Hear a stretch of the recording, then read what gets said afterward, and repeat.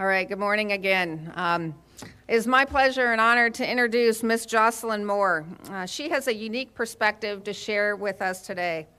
Jocelyn has spent 15 years in the Senate in public policy and government affairs, working her way up from the legislative correspondent from a legislative correspondent to the Deputy Democratic Staff Director on the Committee on Finance.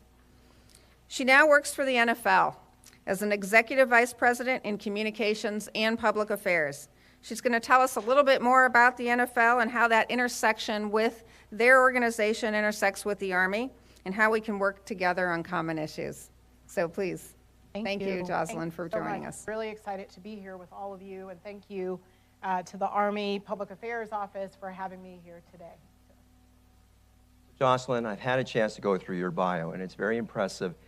I know you spent a considerable amount of time on working with Congress. You worked with the Glover Park Group. But how did you get to the point where you are right now, becoming the Executive Vice President of Public Communications for the NFL? Absolutely. My story is really a anything is possible story. So when I moved to Washington in 2000, I had graduated from college. My background is in English and education. I really decided that I didn't want to pursue English and education at that time. I had been bitten by the political bug.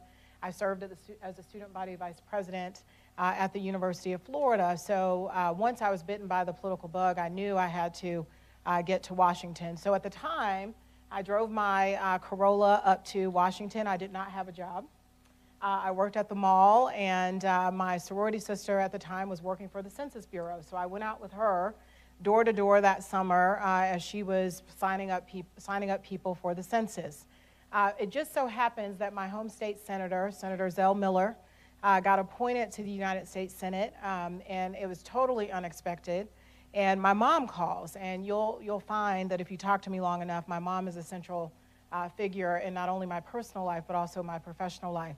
So she calls and she said, Jocelyn, you've got to apply to work for Senator Miller. You'd be great. And I said, Mom, do you know how many people want to work on Capitol Hill? There's a lot more supply than there is demand. And so why would they hire me? And so as it turns out, my mom is always right. And so I ended up applying for the job. And because I was from Georgia, Senator Miller gave me a chance. And so that was my start on Capitol Hill. And so I worked on the Hill for about 15 years. I did a lot of different things, culminating in the Senate Finance Committee, where I led all of our efforts on Finance Committee issues, from taxes to trade to Social Security to a number of other health and human services issues. After that, after 15 wonderful years on the Hill, as you mentioned, I went to go work for the Glover Park Group. And my story is really, really one of four key principles or tenets that got me to where I am today. The first is mentorship. The second is opportunity. The third is preparedness. And the fourth, again, is my mom.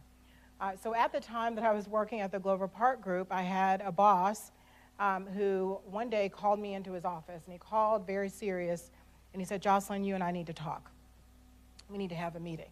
And I said, okay, do you want to meet in my office or your office? He's like, no, we need to go to the conference room.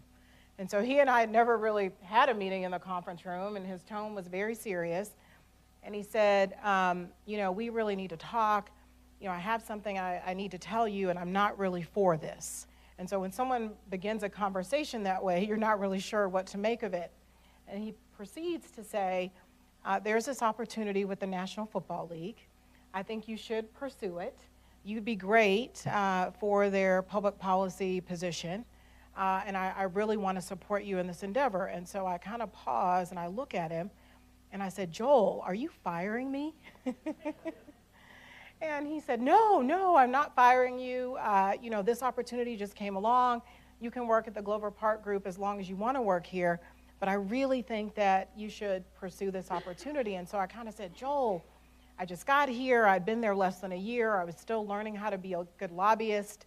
And I said, look, I'm really juggling this work-life balance thing now that I'm not on the Hill. It's really exciting to have free time. And he said, well, I really think you should go out for it. And so the one thing I said to him, I was like, Joel, I'm going to call my mom. If my mom thinks that this is a good idea, then I'll pursue it. Now, my dad is the sports fan in our family, not my mom. And so I called my mom thinking she was going to say, Jocelyn, now that you've, gotten to more work-life balance, you should stay at the Glover Park Group if that's what you want to do. So I call her, and in 2 seconds flat, she says, well, of course you should go interview for the job. What's the worst that can happen? You have a job that you love, so if you don't get this one, you stay at that one. So again, mom is always right. I applied for the job at the NFL. That was to lead their Washington office. That was 2 years ago when I started that job. And again, the preparation of working on the Hill really got me ready for that opportunity. In the 2 years that I led our Washington office, I didn't anticipate that the EVP of communications job would become available. When it did, again, I was prepared, and I had another mentor, our COO, Mary Ann Turk, who really advocated for me to get the position, and so that's how I got there. So I know that's a long story, but all of those pieces along the way really helped me to get to where I am now. So what are your primary responsibilities? Well, there are a lot of responsibilities as the EVP of Communications and Public Affairs. I handle corporate communications, so all of our league business operations, whether it's our media operations, what we do on the legal side, the HR side, any and everything we do from a business perspective, corporate communications ladders up to me. I also handle our football communications, so everything we communicate in and around our game, that's part of what is my responsibility as well. Government affairs, obviously, that was my prior job. That levels up to communications and public affairs, and then social responsibility is also how we lead in society, our philanthropy, our volunteer efforts. And then something new that I've added since I started in this position is strategic communications. One of the things that we have really been anxious to figure out is how do we measure effectiveness at communicating? There's a lot of volume on social media, whether it's Twitter or Snapchat or Instagram or Facebook. We are really trying to get better about figuring out, as we put out certain messages proactively, are those messages resonating?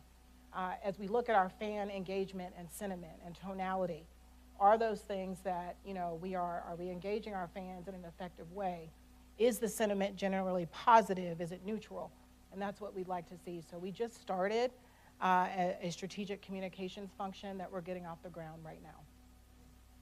So during this week, we have 2 sessions that concern about crisis communications. And an event that would fall in that category for us would be like the Fort Hood shootings, the dismal state of our hospital, Walter Reed, during 2004-2007. A soldier gets killed, and most recently, the poor housing on some of our posts. So when you have to respond, what's your guiding principle for crisis communications?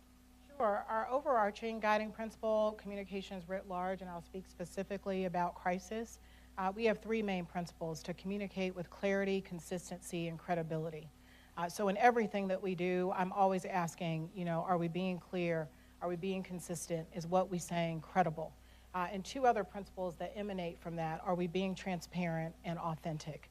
And so when we're in a crisis situation, we are still using those main pillars to evaluate the situation. And we've had, as everyone has read about, a number of high-profile issues, and so we approach those by saying, by adhering to those 3 principles, but obviously in a crisis situation, you are up against the clock. And so what you never want to do in that situation, knowing that you're up against the clock, is say something wrong, say something insensitive. And so we're always reminded in difficult situations of humility and grace, and making sure that we are thinking about the human element in all of those situations. A good example for me, when I was on Capitol Hill and I was working for Senator Rockefeller, we had the Upper Big Branch mining disaster, and I wasn't in charge of our communications efforts. I was on the legislative side. But watching how, at every moment, something changed, and it was a hope and desperation and fear and grief, and so that has affected how I approach crisis communications, and just making sure humility and grace are part of what we think about, and not moving too quickly.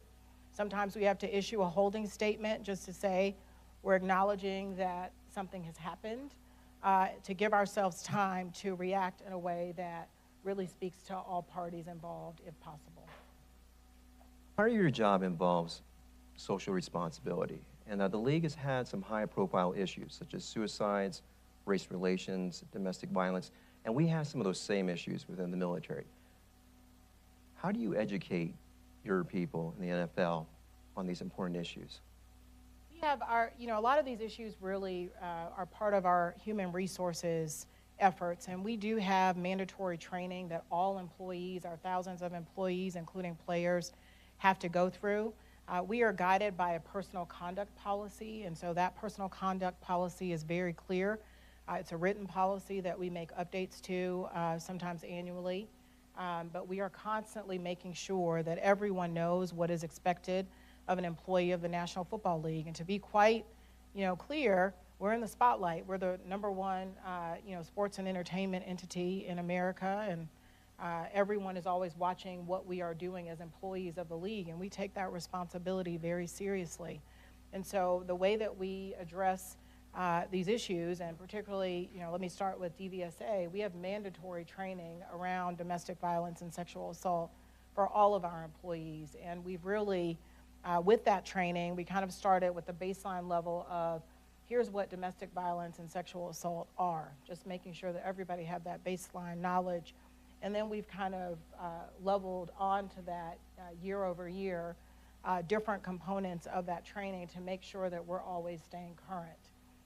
In terms of mental health, we have an employee assistance program, which I imagine I know you all do as well. And so we make sure that all of our employees are aware of the resources that are available to them at the National Football League. We also have a crisis response team, which I am a member of, and so if there is an employee that is in crisis, that team gets together immediately to figure out how we can best support that employee and help to address the particular situation. I'll spend a little bit talking about race relations because that's obviously been an issue that has been in the news a lot relative to some of the players and their expressions of advocacy around social justice issues. That has been an issue that we have really dealt with in the public spotlight. But as the National Football League, we really want to be a leader. Our sport brings people together, and we really take pride in that. And so as we think about social justice and as the commissioner has really worked to address the concerns of players in our communities, and I'll just say a little bit, so before all of this became a public issue, the commissioner was having a number of conversations with players and in communities throughout the country because he'd heard some of the concerns about social justice. And so we were having those conversations, and we've continued over the last 2 years to really listen and learn. And so as this topic, which has gotten, a lot of attention on all sides of the issue, what we've tried to do is really educate ourselves. We've tried to encourage dialogue and understanding across the issues. And in January of last year, we partnered with our players, with NFL players, as part of the Players Coalition to create a social justice initiative. And that initiative is really a tens of millions of dollars initiative where we invest in 3 core areas. 1, improving police community relations. 2, education and economic advancement. And 3, criminal justice reform. And the players, along with teams and team owners, have really had an impact in communities across the country. We were a part of the effort to pass the criminal justice reform bill that President Trump signed into law last year, and we continue to engage in communities across the country to encourage dialogue, understanding, and really conversations, greater conversations around those issues. So is there a better way that we can partner so that we can educate ourselves and the general public so that we have 0 instances of these issues? Look, I think the goal, obviously, on mental health and suicide and domestic violence and sexual assault is that we have none of it. And so, and I think on race relations, our goal is to make sure we create greater understanding and greater dialogue. We are open to any partnerships in that regard, and absolutely at the team level, at the league level. I'm sure there are best practices that we could share with one another. There are probably things that you've done that would be beneficial to us. And maybe there are things that we've done that would be beneficial to the Army. So absolutely, I think there are multiple opportunities where we can partner. So at the Office of Chief of Public Affairs, we have a new division. It's assessments. It's relatively new. It's only about a year old, but we need it because one of the toughest things to do in our job is to assess the effectiveness of our communications. So how does the NFL do that? Because it can't just be the size of the audience at the stadiums and the ratings. Well, speaking of partnerships, this would be an area where we'd love to partner with you. As I mentioned, we just started the strategic communications function in my group, and part of the goal of StratComms is to really have our finger on the pulse of what our fans are saying about not only the game, about our issues of social responsibility, broader issues in society. And so we are really trying to get at this question of volume, tonality, sentiment, brand reputation across the board. And so we are building that capability from the ground up. We have something called a strategic communications dashboard that we just built internally with our data and analytics team. And so I think that's an area, we'd be very interested in partnering with you on, but we are still learning what is most effective. But the key is, I'll just give you an example. Sometimes we have issues that seem like they're getting a lot of attention on social media, but when you actually look at the data, either they're not getting as much, the volume is not as high as you think it is, it's just the outlets that you're paying attention to, or it has a very short shelf life. And so what we are getting very good at doing is figuring out, is this a crisis? So we are, getting more skilled at looking at, any issue that seems like it's a big deal, but we can pinpoint, is it in fact a big deal? How do we respond to it if it's just a short-term, issue? Or how do we respond to it if it looks like it's going into a crisis situation? And so I think with your assessment unit, it's very similar to what we are trying to do from a strategic communication standpoint and get better at measurement, get better at assessment so that we can communicate better with our fans. So the NFL is one of our partners in our industry fellowship program. Can you tell us the importance of this fellowship and the benefit that it plays for the league? We have wonderful Neil. I don't know if Neil is here today, but he is our industry fellow, training and industry fellow. The benefit to the National Football League of having a service member embedded with us is that we learn, we can share, best practices, as I mentioned earlier, but also Neil, when he comes back here, will take what he's learned from the NFL. And I think that there are, and Neil would be a better person than I to talk about the specific experiences, but I know that Neil has worked on a lot of various issues in our social responsibility and communications team. And I think that it's made him probably in a lot of ways, better at what he does. It's certainly made us better at what we do. We have a number of servicemen and women or former servicemen and women who work at the NFL. And I think, again, having that experience, when we are dealing with a variety of issues, military issues and non-military issues, is really vital to the National Football League. And so, it's a program that we want to continue. We'd like to grow it, if at all possible, and have, that interaction be an experience that more servicemen and women can experience. So how does the NFL, the staff, the players, support those who have served and those who are currently serving? Maybe I hope that you do. We have a program, an initiative called Salute to Service. And since, let me say a little bit more about that program.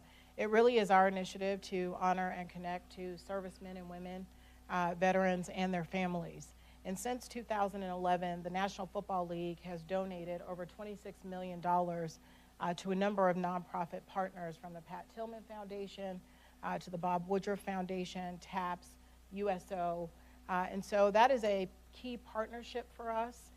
It's one that we pride ourselves on, and we really try to make sure, whether it's the teams having military flyovers at games, to having the color guard, honoring the national anthem, the flag. It really is part and parcel of what we do as the National Football League.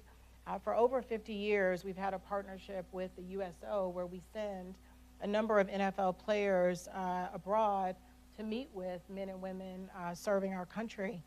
In April of this year, we sent a number of players to South Korea, and that was a great experience. And recently at the NFL draft, we had service members from the 2nd Infantry.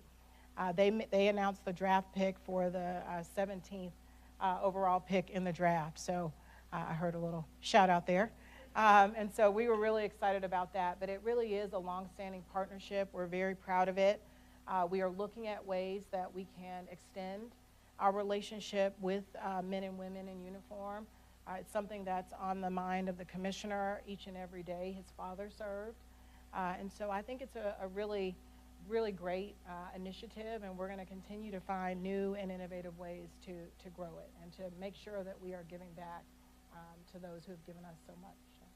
What's it like to try and manage and shape the messaging for a large organization that I would consider somewhat decentralized? That's a tough question. Since I have started this role, I'm a pretty, I like to say, an organized person.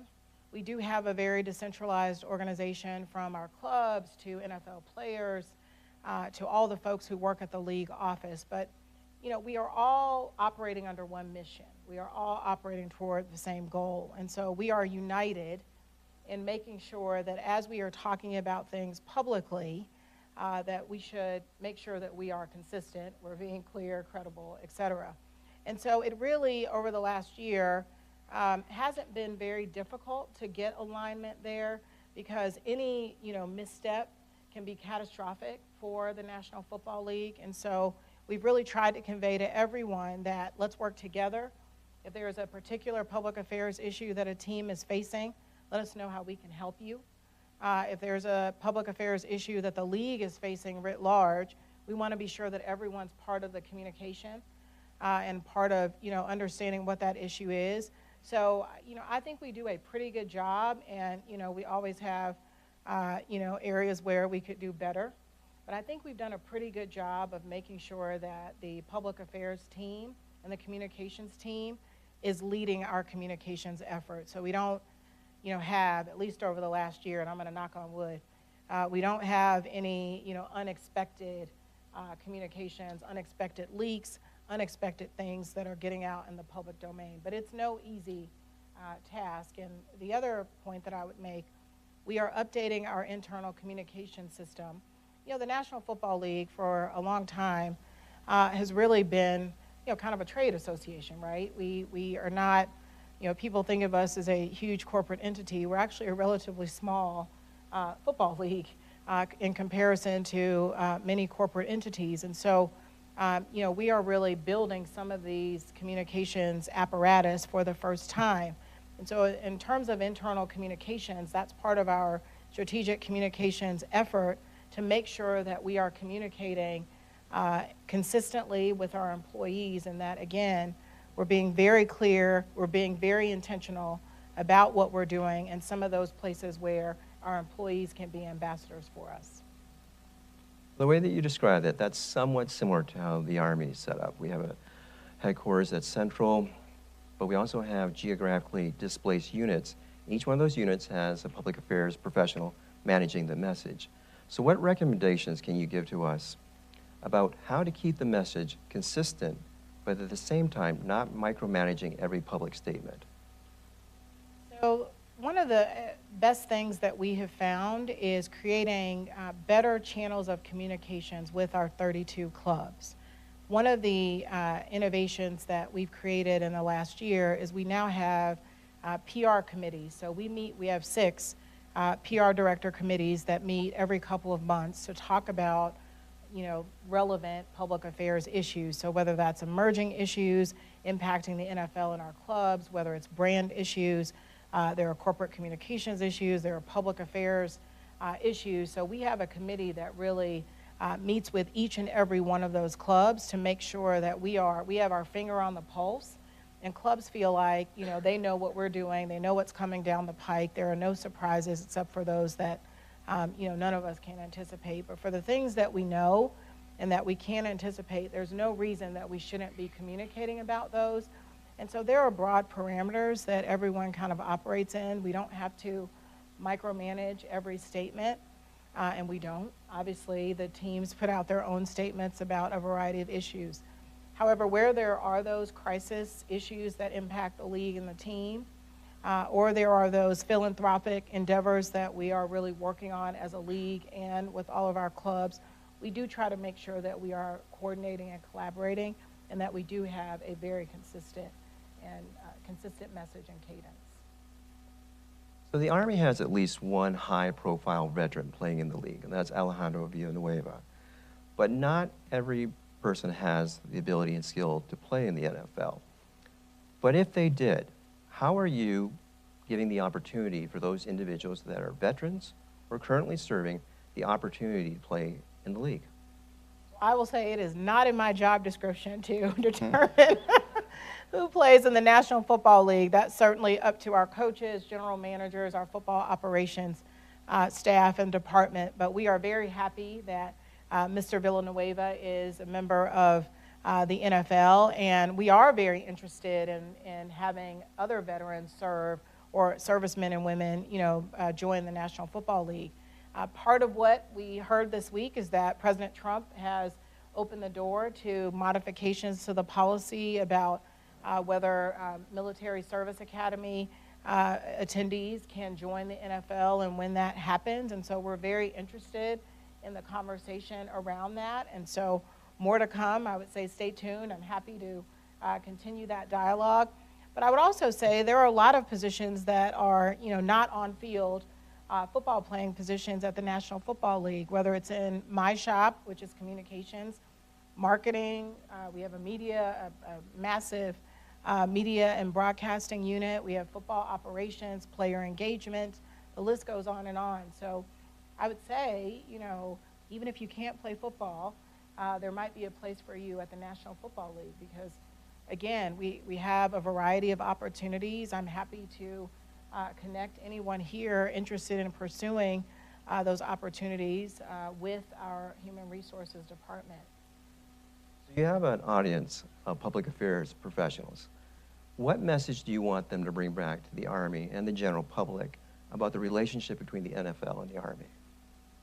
I would just underscore how proud we are of our partnership and our relationship, and we partner in a number of ways, not only on Salute to Service, which I talked a little bit about. We also partner with the DoD on medical research. We funded the DoD and NCAA CARE Consortium. We've also worked with the Army Laboratory around helmet technology. So I would just underscore how proud we are of our relationship with our servicemen and women, and we want to continue that relationship. The second thing I would say is I would encourage all of you, if you haven't done so already, to spend time with our clubs, with players in your communities, and really continue the dialogue around, pressing issues of importance to you, but also pressing issues of importance to NFL players and our broader community.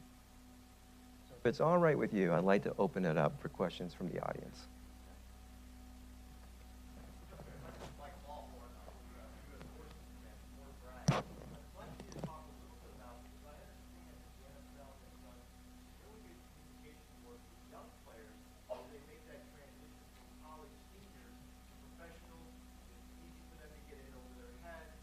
Absolutely.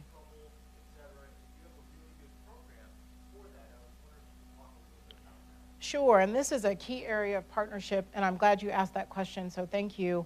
I believe there are a lot of similarities between enlisted members and our rookies. We have a rookie symposium, and every year we are trying to find ways to make sure that players coming into the National Football League have the tools and the support that they need. As you mentioned, it is a very big transition going from college, and in some cases, maybe a year or two of college, and having a very different support system, and then coming into the NFL, potentially with significant, financial resources, and having to figure out all at the same time a bright spotlight on who you are, what you do, every single moment of your life. And so our Rookie Symposium is really designed to be a peer-to-peer symposium. We have veteran players who are there, our legends, to really help the younger players. And that's not a relationship that just stops after that symposium. So we teach a number of life skills. That's where our training around domestic violence and sexual assault happens. The life skills training has a number of components, including how to manage your finances, how to really exist in the NFL, and some of the supports that are available to you as a rookie in the NFL. And again, that's not something that we just kind of do day one. It's an ongoing, initiative, and we have staff, our player engagement staff, not only at the league but also at every team, that really makes sure and checks in frequently with players to make sure that they're getting what they need. So I hope that answers your question.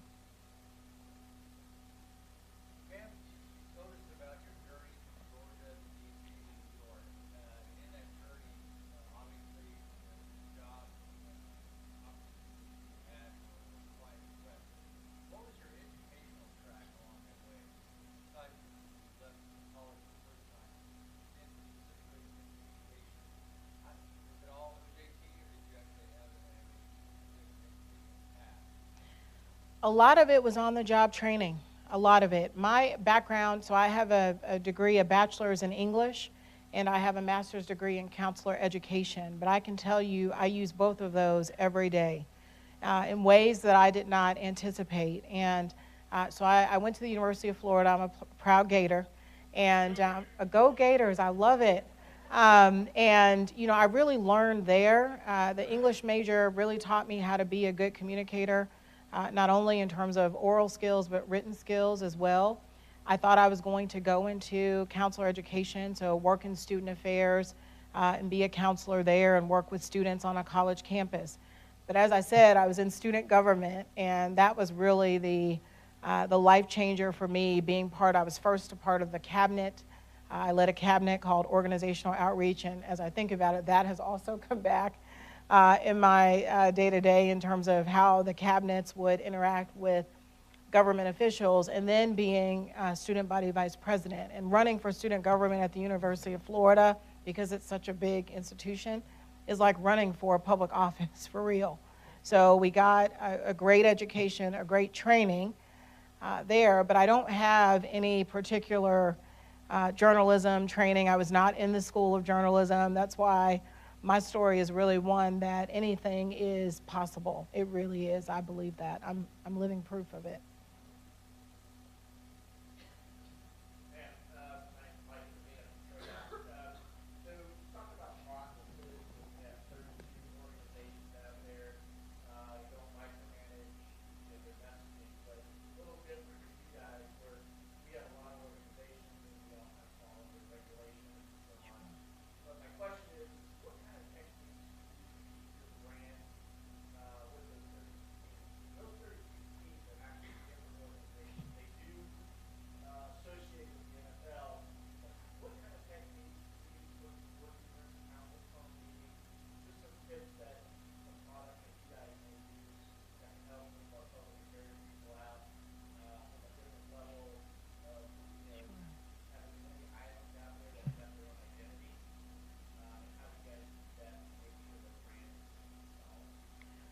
That's a great question. The committees are part of what we are doing to engage and make sure that we are being very clear and intentional about the communications goals and objectives of the National Football League as an entity.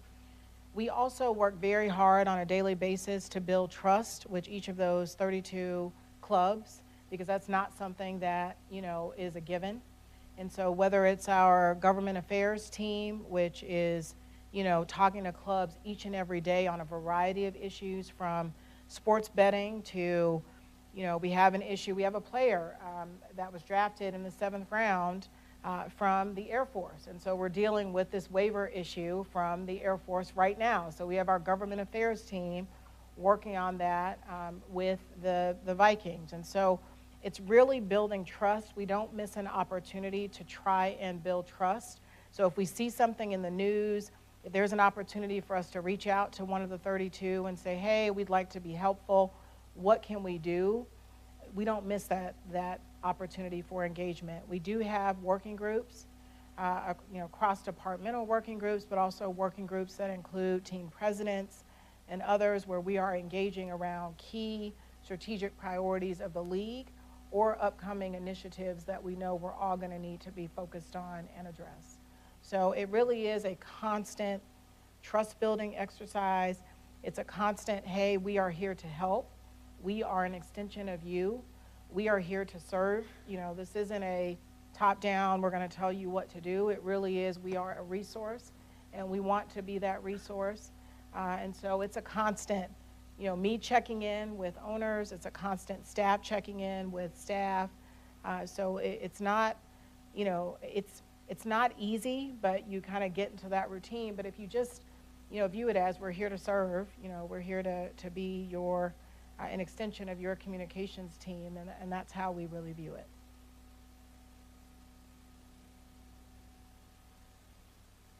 Sure. There's a message that the commissioner has that everybody needs to get, a crisis or something like that. How do you get information as quickly as possible to every member of the NFF? So it's going back to those internal communications channels that, we have email lists that go out to everyone, but we are right now in the process trying to determine how we can more effectively communicate with everyone. So it's not when, the news has already hit the media, right?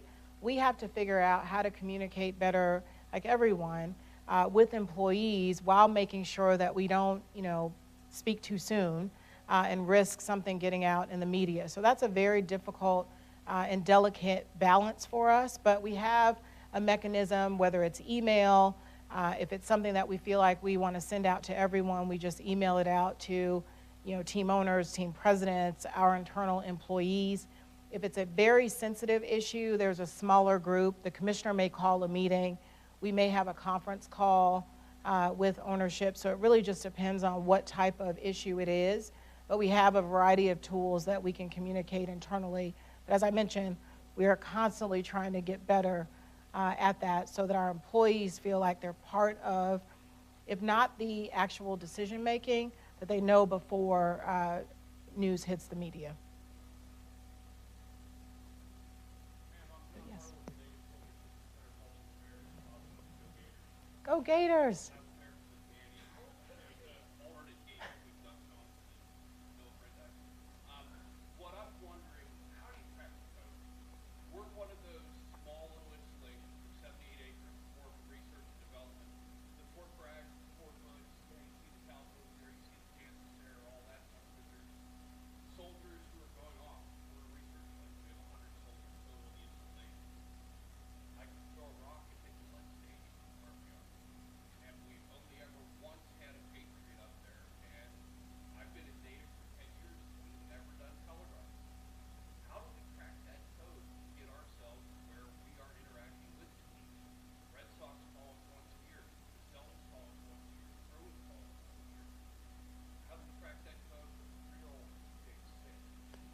I will take that responsibility today. I am happy to help with that. We also have Sally Donnelly. Sally, raise your hand.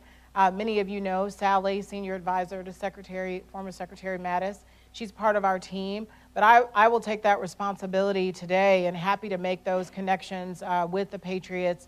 Anything I can do to be helpful, because you are exactly right. That is a relationship we should have and we want to have. And so I'll give you my card.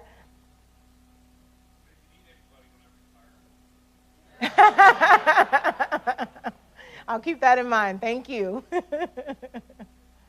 Yes, sir.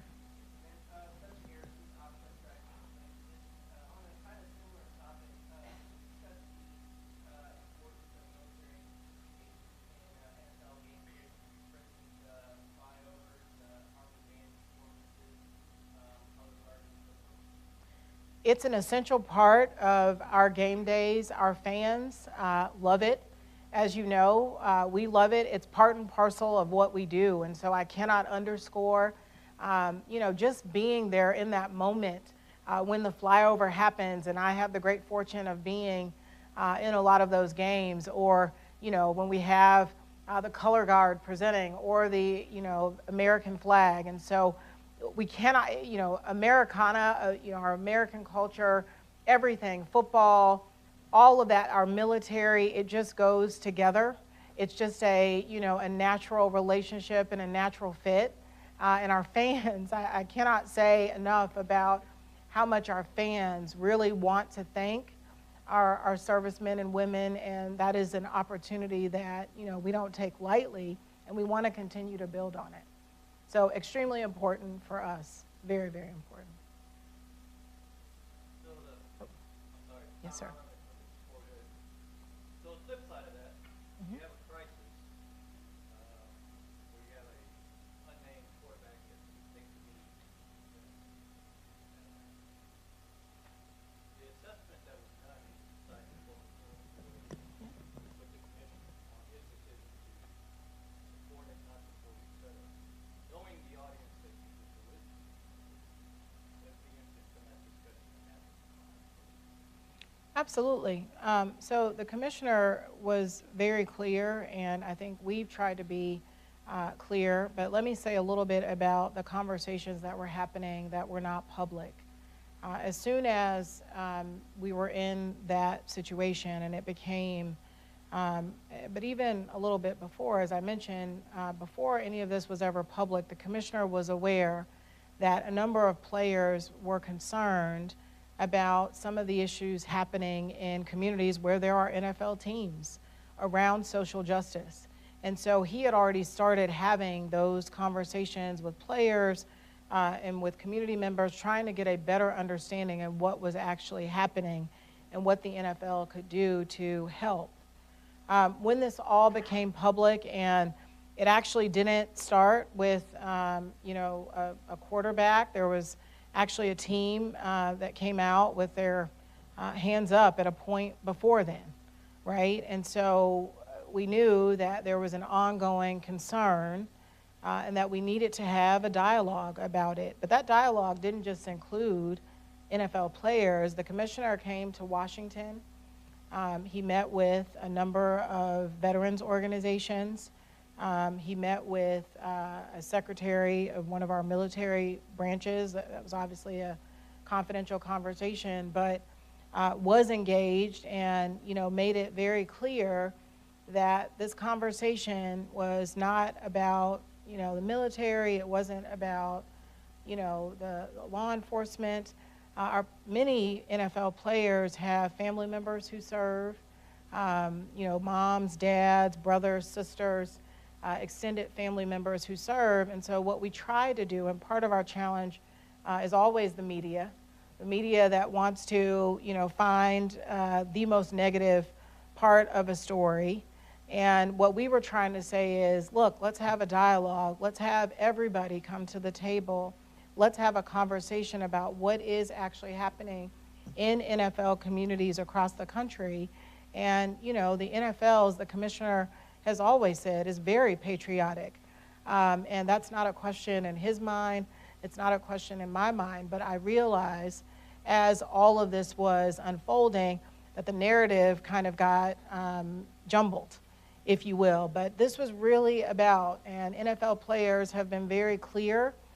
The commissioner has been clear when he's talked about this, that this is really about social justice and what can we do around education and economic advancement, what can we do to improve police-community relations in communities, and what can we do to move criminal justice reform forward. Those are the three things that NFL players are focused on, and they've worked hand in hand with servicemen and women. They've worked hand in hand with members of law enforcement to try to focus on those core issues and priorities. And so, I just want to underscore those are the issues that we are focused on. Those are the issues that NFL players have really been trying to voice concerns about and to, advocate around. That's great to do your side of the house, but their actions, as you saw, decrease of opinion. Your marketing side of the house, brand protection, has to take some effect as far as decisions that were made by the commission or not, as far as publicly speaking out. One thing about social justice is not the actions that were taken by the players, are known by most folks, and the ones that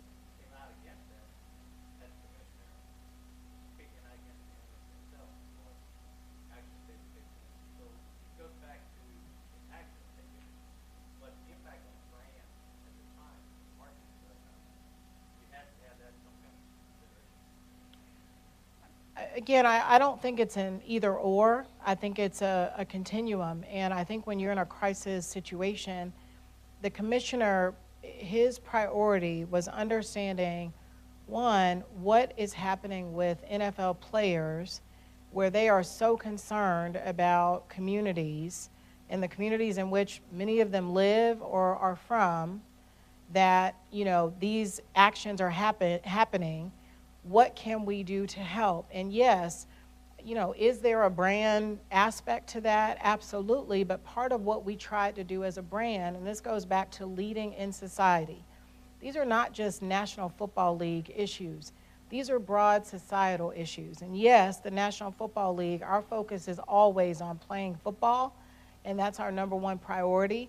But when the vast majority or a significant component of our employees are saying, we have a concern, something is happening in our communities that we are very, very concerned about, and we need help addressing those issues, of course, we're going to see what we can do to try and help.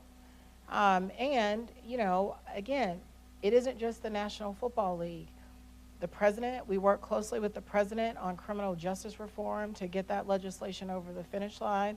We're working closely with a number of community organizations, and we have a number of governors who've been working very closely on criminal justice reform. So again, while the National Football Leagues, how all this played out with us was very public, it's not a National Football League issue. This conversation is not just a National Football League conversation.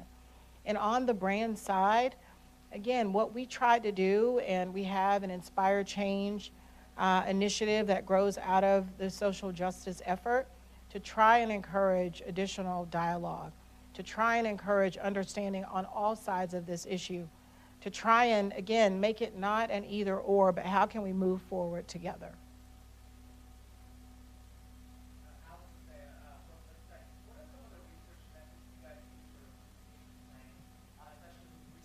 Recent protocols with the helmet technology and the concussion protocols that you're trying to work on?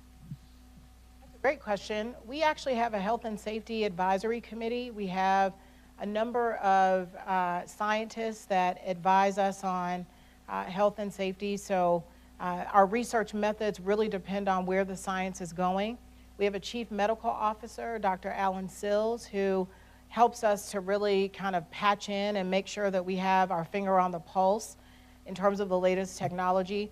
We have really been leaders in the helmet space and making sure that we're not continuing to use helmets that probably are not the top performing, but we've led in terms of figuring out what is the technology that we need to address hits to the head. But it's not just that. We are actually working on the lower extremities to make sure that we are providing the best technology to players all of the time. So we have a number of scientists that advise us routinely on where we should go from a research perspective. I think I have a question here and then, or here. Yes. Thank you for your response to that. It triggered an idea. I was curious, with the youth now entering football at early and early ages, and parents with their concerns about their children's welfare, we share a challenge, which is to reassure parents that we're going to take good care of their sons and daughters as they move forward. So I'm curious what efforts the NFL is making to assure parents that this is a safe and smart choice to have their young person get into the sport. Thank you for that question. I think that's another area where we could potentially partner. You're right. We do share the challenge of convincing parents that they should allow their children, whether it's to join the military or to play tackle football. What we have really started to do, and we have legends who are involved in this effort, we are on the ground in a number of states that are contemplating legislation. We really have to educate around what is and is not happening relative to head trauma and head injuries. And as I said, we let the science guide us. There was a recent publication in Lancet where you had a number of leading scientists and doctors across the world saying that we really need to take a closer look, and that the answers are not completely there in terms of head injury. And so I think for us, we want the science to guide us, and we want parents to be able to make an informed decision. So I think part of what we have to do is, again, be transparent, be clear, be credible, and talk about where the science is versus where it isn't. But also, it's a parent's choice. And there are a variety of choices for parents when it comes to youth football, from flag to tackle football. And what we've really tried to remind parents of is the skills that children learn from playing football, the leadership skills, the teamwork skills, and the list goes on and on. How to be a stronger person, how to, it builds character when you play football.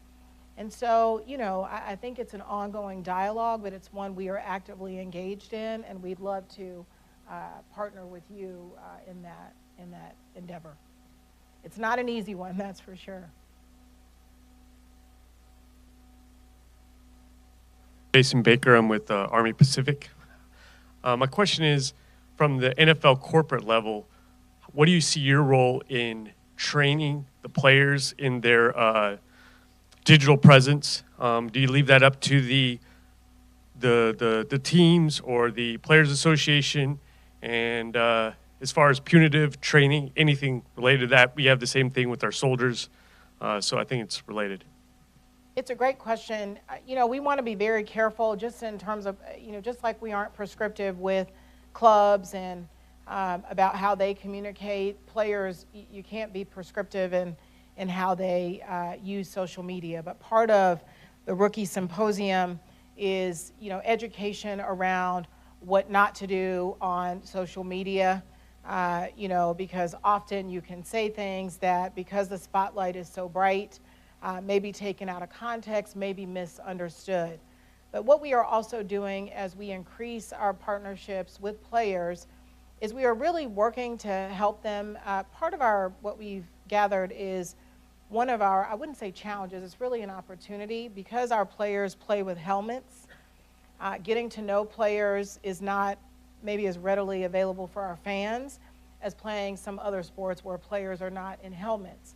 So part of what we are trying to do from a brand and marketing perspective is really show players, whether it's in the community or in their everyday lives, who they are as people, and that does include a social media component. So you'll see around the draft, we did a lot of work talking about the road to the draft for players that were ultimately drafted, telling their stories, who they are, where they come from, really patching into their social media presence with them, and helping them kind of, express how they're more than just a football player on the field. But in terms of, that fine line of, communicating things that are fun and exciting and on brand versus communicating things that can be detrimental, it's always going to be a delicate balance. But yes, we are there, but that's, a player engagement endeavor, and something that the union is also involved with, making sure they have that constant guidance. But it's a tough one. Ladies and gentlemen, we have time for one more question. Hey, ma'am. Master Sergeant Stottle from 25th ID in Schofield Barracks. In the Army, all of us in here have had to deal with this very organized Facebook page with a lot of followers. It's called the Army WTF Moments.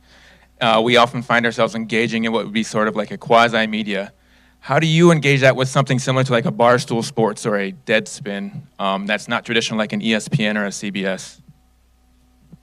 We have to be very committed and disciplined. This goes back to those three principles of clarity, consistency, and credibility. And quite honestly, there are some things we just don't give airtime to.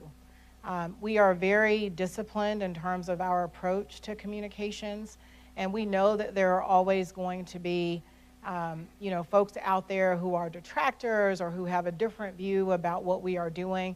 But we believe, and this goes back to measuring and looking at the data, we believe that what we are doing, we're the best determinants of how our message gets out, and that's proactively putting out messages, but it's playing offense and defense, right? And so it's having a strategy around messaging that doesn't just plan on what's right in front of you, but really is ready for those crisis moments, really kind of looking ahead to those things that you might expect from a Barstool Sports or a Deadspin, anticipating them in advance, but not letting them rule how you communicate. Sticking to your plan. Thank you, Ms. Moore. Thank you guys so much. This has really been awesome. Thank you. Thank you. Thank you. Thank you so much. I enjoyed it. I really enjoyed it.